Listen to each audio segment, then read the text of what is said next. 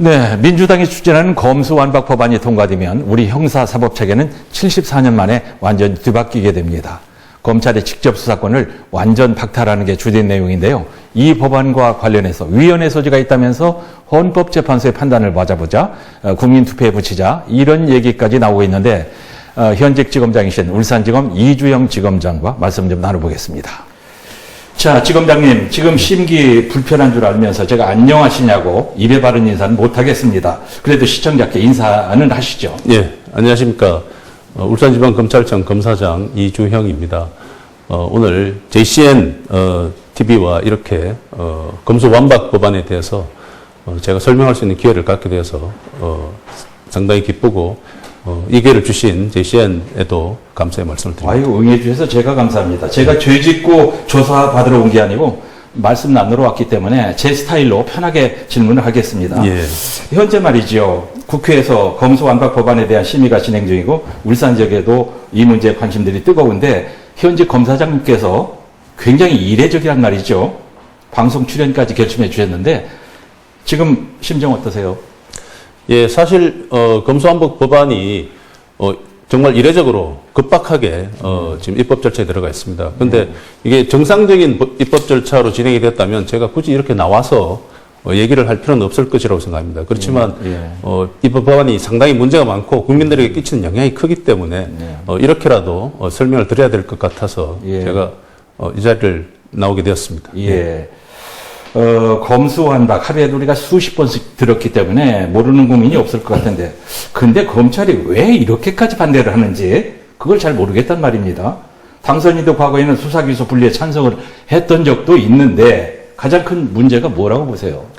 예, 원래 여러분들도 아시다시피 검사라는 직업이 무엇을 하는 직업이겠습니까? 수사하는 거죠. 그렇죠. 검사는 범죄가 발생하면 그 범죄 사실을 수사해서 범인을 잡고 그다음에 기소를 하고 재판에 관여해서 그 죄에 상응하는 형을 받아내는 것이 검사입니다. 근데 이번 법안은 그러한 검사가 할 수 있는 그런 수사를 상당 부분 처음에는 원하는 아예 박탈하는 것으로 법안이 시작이 되었고 그 다음에 지금 또 여러분들 잘 아시겠지만 6대 범죄라고 해서 검사가 직접 수사를 개시할 수 있는 범죄가 있습니다. 그 범죄도 2개 범죄로 지금 줄이는 상황이라서 검사의 어떤 그런 그 기본적인 어떤 검찰 제도의 변화를 가져올 수 있는 문제가 있어서 그것이 가장 큰 문제라고 생각을 합니다. 예, 문제가 이제 뒤에서 또 계속 질문을 하겠습니다만은 지금 말씀 가운데 이제 한 말씀으로 줄인다면 한 문장으로 줄인다면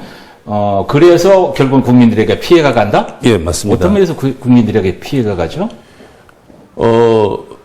일단 기본적으로 이제 6대 범죄와 그다음에 일반 범죄를 한번 나눠서 한번 생각을 해 보실 수 있겠습니다. 이게 저희들이 이게 지금 거의 한 70년에 가깝게 유지되어 온 이 제도이거든요. 근데 지금 6대 범죄의 경우에는 이게 검찰에서 기본적으로 뭐 부패 범죄라든가 공짜 범죄라든가 선거 범죄 이런 것들을 잘 해왔습니다. 그 경험이 있고 이제 그렇게 해왔던 것을 갑자기 지금 2개 범죄만 남겨놓고 다 못하게 하겠다는 것이고 그 다음에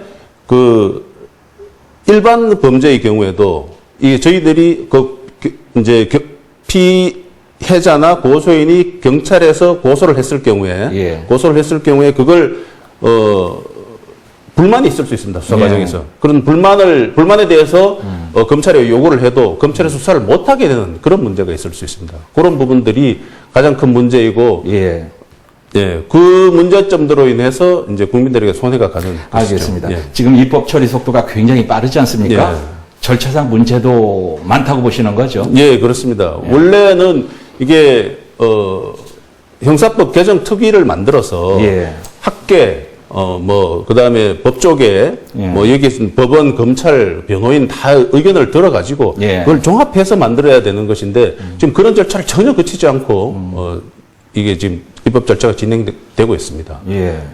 저는 이제 이런 수치를 이번에 알게 됐는데요.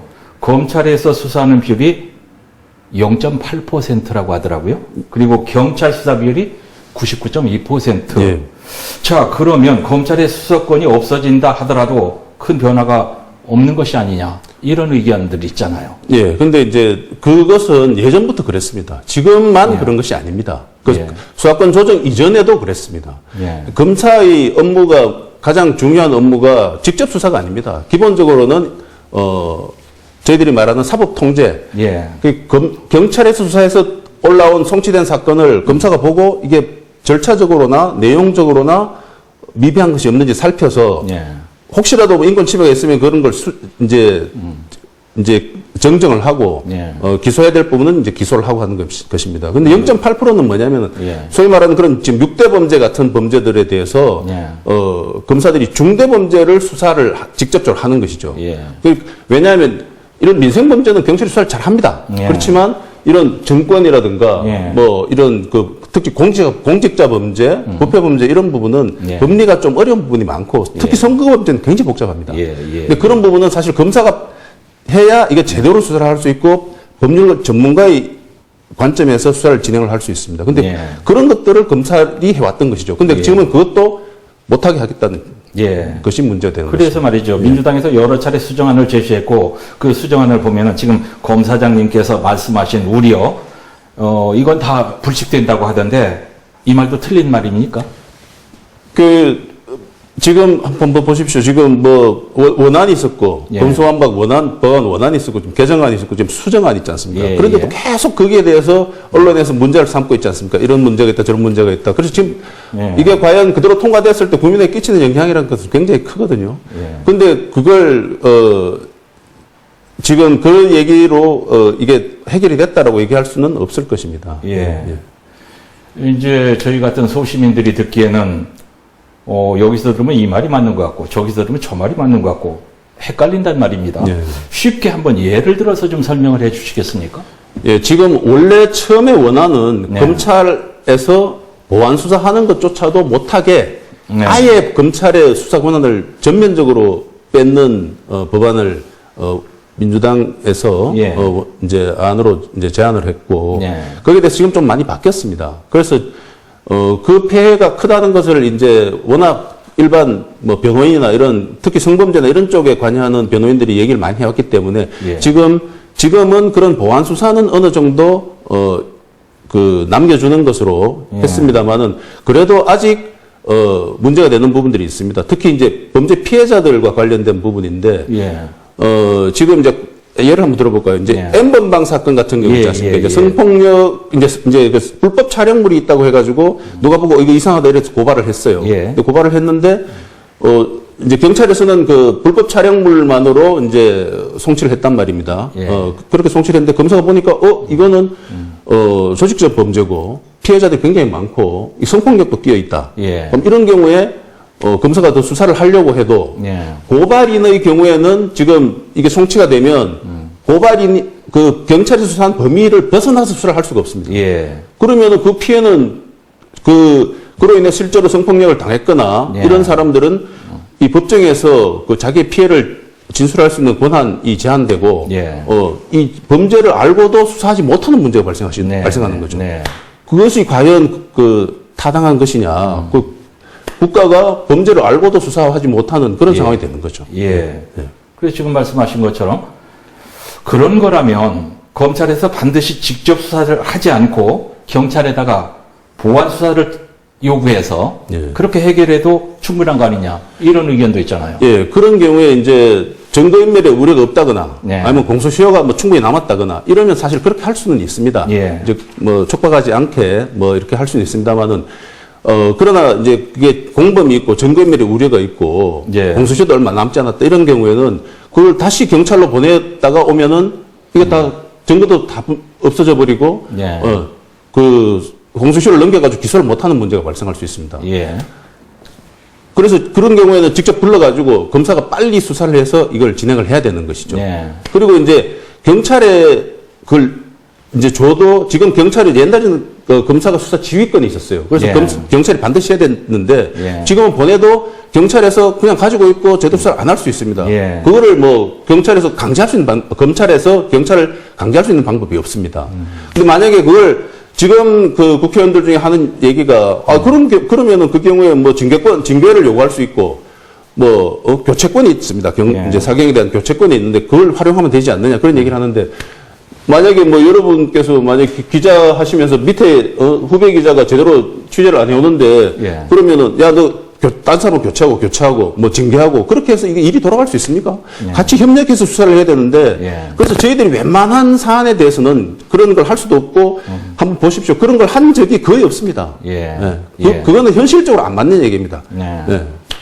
제가 지금 검사장님의 말씀을 자꾸 반박하는 것처럼 얘기하는데 여기에 지금 황운하 의원도 없고 최광욱 의원도 없으니까 제가 그 역할을 지금 대신하는 겁니다. 예.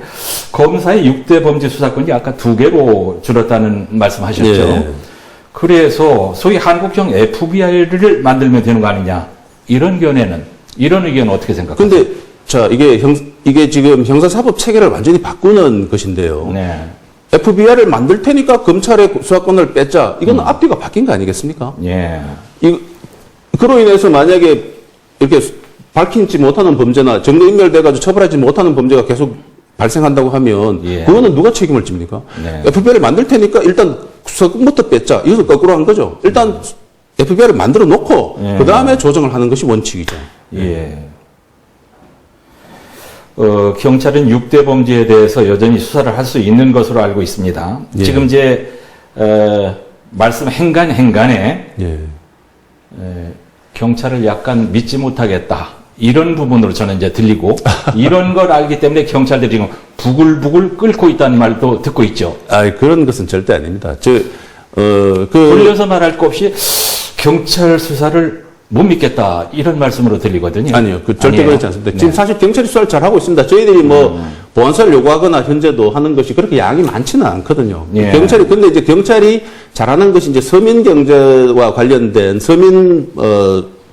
이제 생활과 관련된 범죄들을 수사를 잘 합니다만은 네.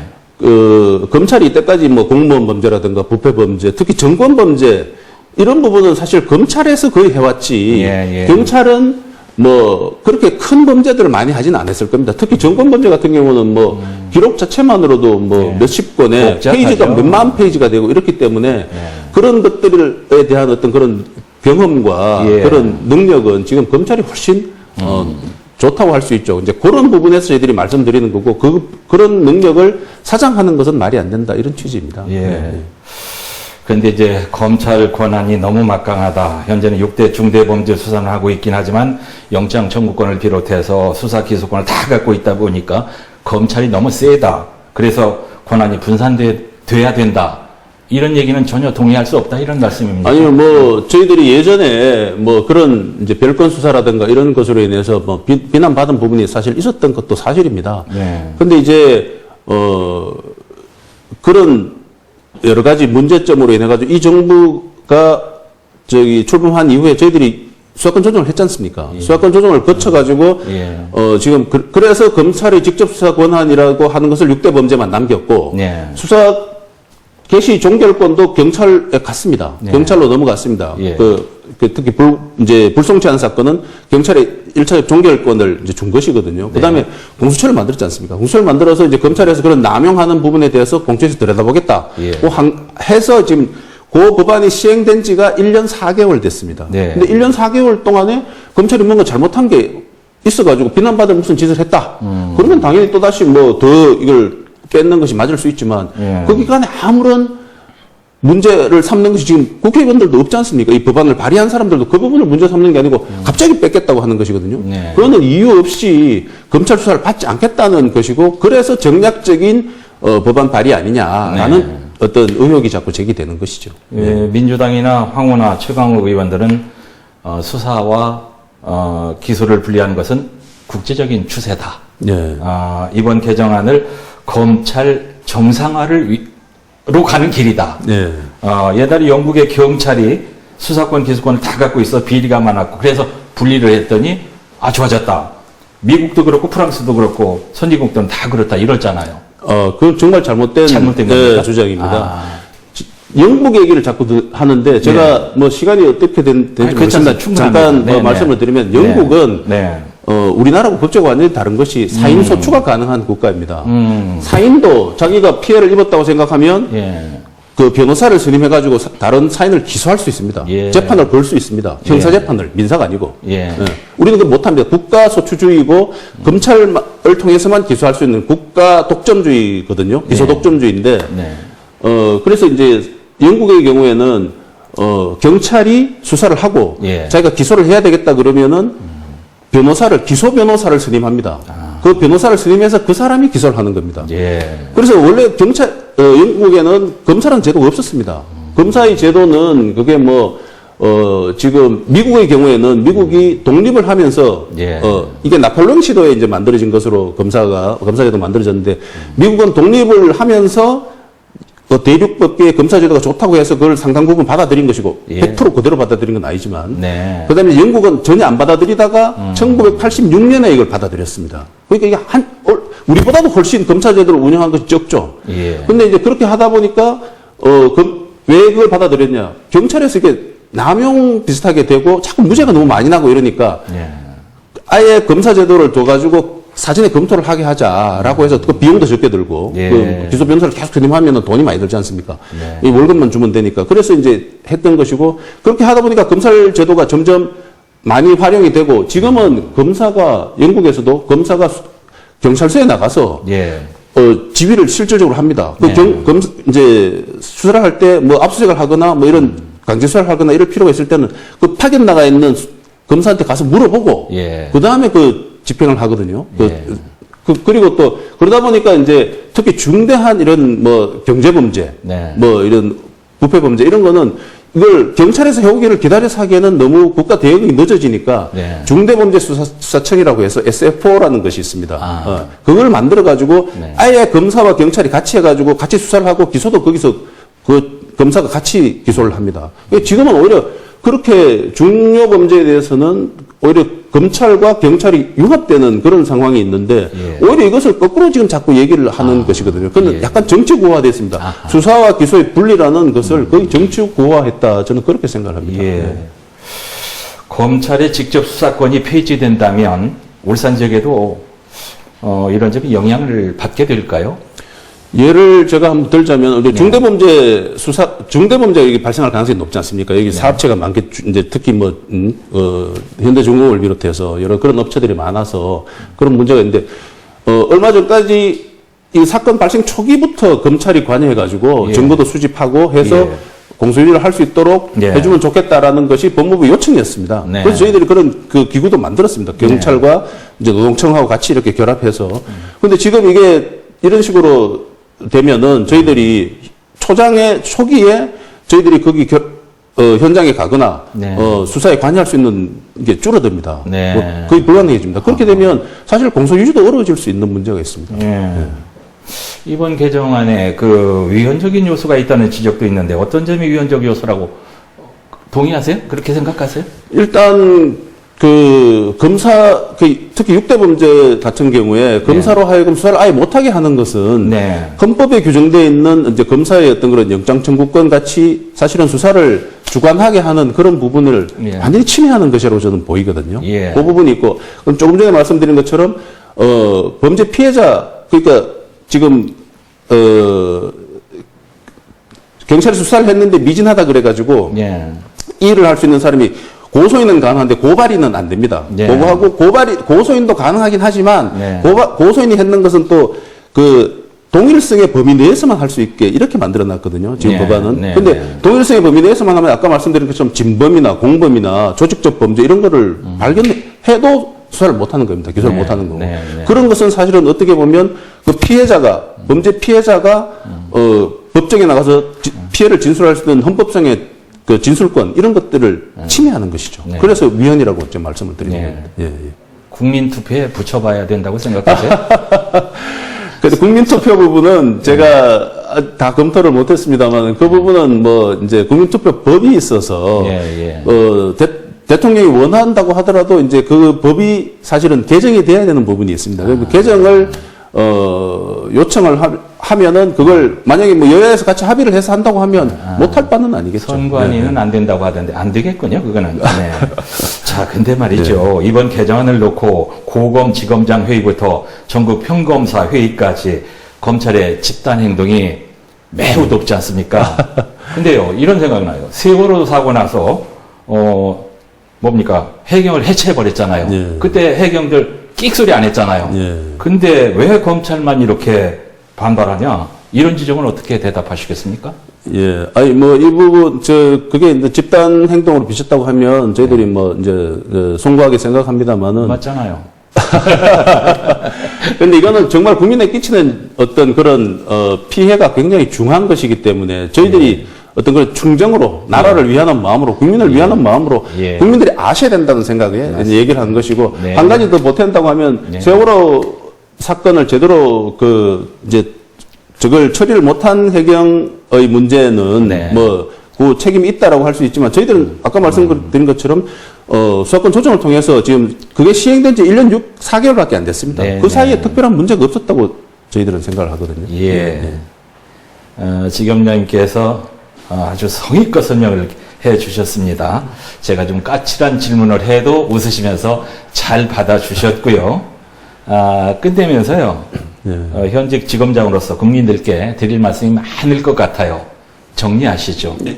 예, 먼저 저희 검찰의 문제로 국민들과 지역 시민들께 심려를 끼쳐드려 대단히 송구스럽게 생각합니다. 특히 수사 기소 분리를 통한 검찰 선진화라는 정치 구호를 사용해서 검소 완박을 추진하고 있습니다만 수사권 남용이 문제되었던 정치적 사건은 전체 사건의 0.1%도 안 될 것이라고 생각합니다. 수사권이 남용될 가능성이 있는 정치적 사건은 상설특검 등을 활용해서 수사하면 공정성, 객관성이 확보될 수 있습니다. 그럴 가능성이 거의 없는 일반 서민을 대상으로 한 사건은 검찰의 수사 및 사법 통제로 인권 보호와 피해자 보호를 더 강화할 수 있습니다. 그런데 정치적 사건을 내세워서 검찰의 수사권을 완전히 박탈하는 것은 말 그대로 빈대 잡으려고 집을 불태우는 것과 같다, 이렇게 생각합니다. 이런 무리한 법 추진으로 피해를 입는 것은 결국 일반 서민이 될 수밖에 없습니다. 현재는 오히려 국회 선진화가 필요한 상황입니다. 향후에도 제대로 된 절차 준수 없이 이런 식의 졸속입법으로 법이 개정된다면 그 피해는 모두 국민이 보게 될 것입니다. 외국 선진국가 중에 이런 어떤 입법을 추진한 나라가 본 적이 있습니까? 형사법적으로 위법한 절차에 의한 수사는 위법한 증거로 보아 효력이 없습니다. 입법도 마찬가지입니다. 위법한 절차로 진행된 입법의 피해는 국민에게 돌아가게 됨이 자명하고 이 또한 위헌이 될 수 있다고 생각합니다. 따라서 반드시 절차를 거쳐서 이를 준수해서 진정으로 국민을 위한 입법을 하는 선진화된 국회가 될 수 있으면 좋겠습니다. 감사합니다. 예, 말씀 잘 들었습니다. 이주영 울산지방검찰청 검사장님, 시청자 여러분, 감사합니다.